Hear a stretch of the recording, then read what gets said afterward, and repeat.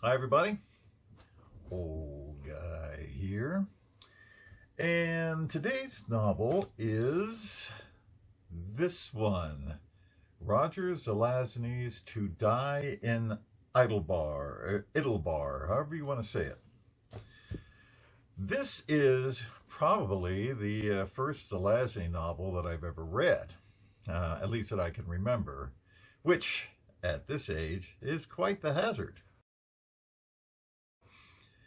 Now, I have read a few of his short stories, most notably A Rose for Ecclesiastes. And to tell you the truth, I really don't think this is a novel. It's a novella or a novelette, depending upon the ever shifting definitions of those. But this is so packed and so detailed that it reads like a novel. So, what is this thing about? Well, a man named H goes across the galaxy, alternately healing diseases and spreading epidemics. He has the ability to absorb all diseases and remain immune to them, and goes from planet to planet, touching people suffering from exotic or new diseases, and then he internalizes them. A short time after he does this, the diseases assert themselves in his body, and he becomes a walking plague, spreading death everywhere that he goes. So he usually heads into the hills or some isolated place to keep the population safe.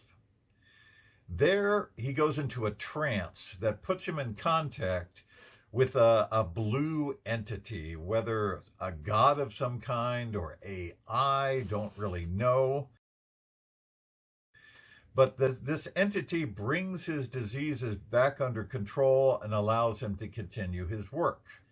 Dr. Larman Pels is a zombie living in orbit and never able to return to a planet because he's dead.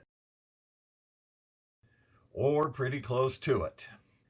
Nuclear technology keeps him alive, and you have to remember this was written in 1969, so bear with it. And he is just 10 seconds or so away from clinical death. So if something goes wrong,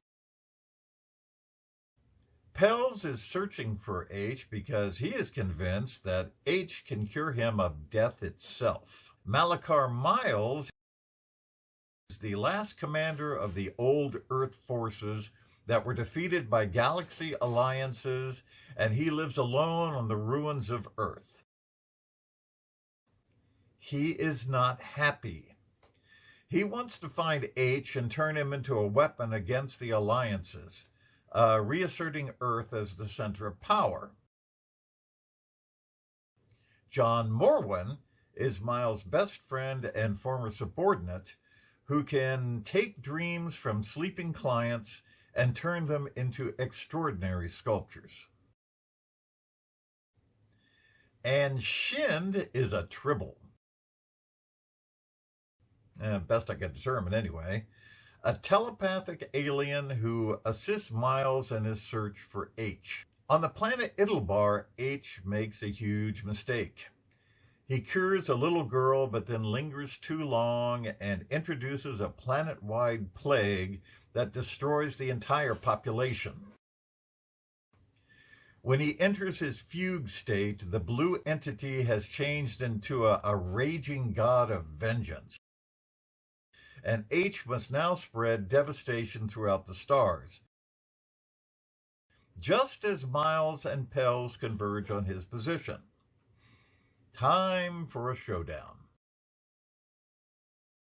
You are given absolutely no background on culture and worlds and alien races and histories. You have to derive all of that from context, and let me tell you, there are many, many gaps in the story. I mean, what's this war between Earth and the alliances? Now, it's possible that all of these gaps are filled in Zelazny's novel Isle of the Dead. because Italbar is supposed to be its sequel of some kind.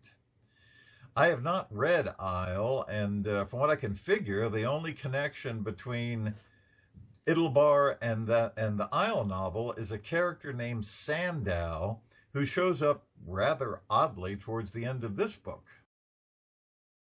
And the end of this book is a massive deus ex machina that really brings the whole story down.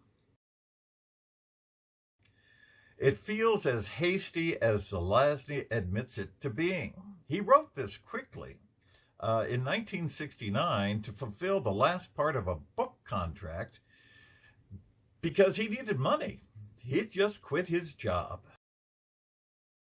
The publisher shelved it, and Zelazny redid it in 1973, adding Sandow to the story. Haste makes waste. Zelazny said this was the worst book he wrote, and he wished he could just kill it off. I don't think it's that bad.